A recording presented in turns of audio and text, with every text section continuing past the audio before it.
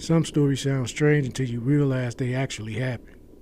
This is one of them, a real case involving a truck driver, a hitchhiker, and a disappearance caught on camera. The truck driver said the man looked normal. That's how the stories always start. Nothing unusual, nothing alarming, nothing that would have made you think twice. Just a hitchhiker standing on the shoulder of an Oklahoma interstate, thumb out, backpack on, waving for help. The driver had been on the road for 9 hours. He wasn't supposed to pick anyone up, but something about the hitchhiker felt harmless. He pulled over, unlocked the passenger door, and a man climbed in. He introduced himself, gave his name, gave details about where he grew up. He talked about his sister, his old job, and how he'd been trying to get to Amarillo. The driver said the conversation was normal, almost too normal. The hitchhiker wasn't nervous, wasn't quiet, wasn't strange. He talked like someone who had nothing to hide. They drove for almost an hour. The hitchhiker pointed out landmarks, told stories, even laughed at one point. The driver said he seemed fully present, like someone who knew exactly where he was and what he was doing. Then they pulled into an old gas station. The driver needed fuel and a bathroom break. The hitchhiker said he was going to stretch his legs.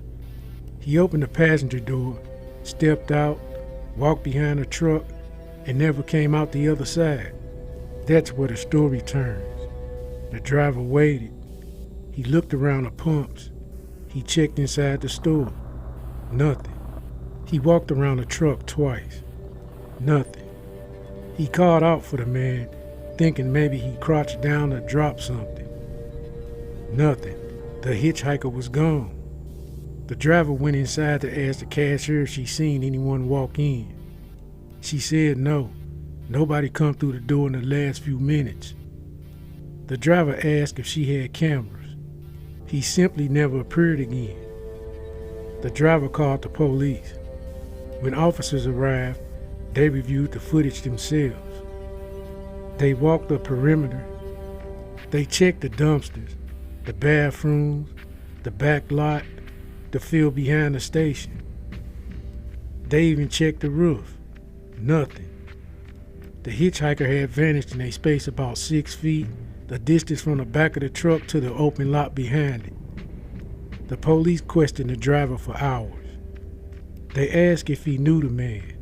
He didn't. They asked if he'd made up the story. He hadn't. They asked if he noticed anything strange about the hitchhiker. He said not one thing. The man never stopped looking in the mirrors.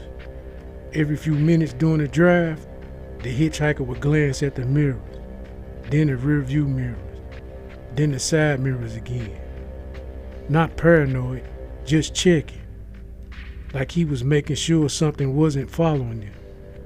When the police tried to identify the hitchhiker, they hit another wall. The name he gave didn't match anyone missing, and the hometown that he mentioned didn't match anyone living there. And the job he described didn't exist. And his sister he talked about couldn't be found. Every detail he gave sounded real enough to sound believable, but false enough to lead to nowhere. The official report listed him as unidentified male last seen behind a vehicle.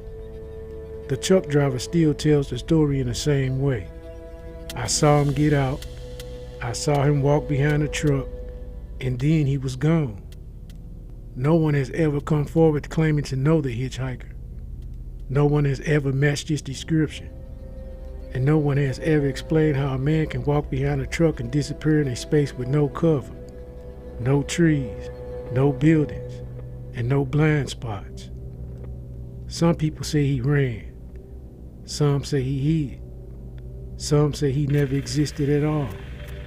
But the footage is real. The driver is real. The disappearance is real. And the space behind the truck was empty. The police eventually stopped searching the lot and walked back to the driver. One of them asked a question that stuck with him for years. Did he ever look scared? The driver didn't answer right away. He thought about the mirror checks, the way the hitchhiker kept glancing behind him on the interstate, the way his voice would pause mid-sentence like he was looking for someone. The driver finally said he wasn't scared of me. He wasn't scared of whatever was behind us. The officers didn't respond. He just wrote it down. Later, when the driver was alone in his truck, he replayed the entire ride in his head. Every detail, every sentence, every mirror check. And he realized something he hadn't noticed before. The hitchhiker never once looked forward. Not at the road, not at the horizon, not at where they was going. He only looked back. The driver said that's the part that still bothers him.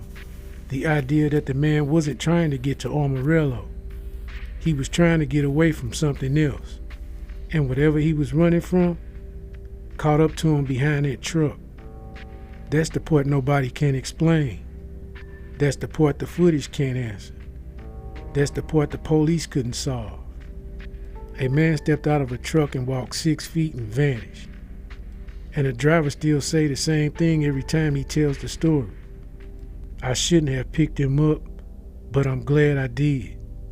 Because whatever was following him wasn't meant for me. Thank you for listening to another episode of One Voice Many Stories.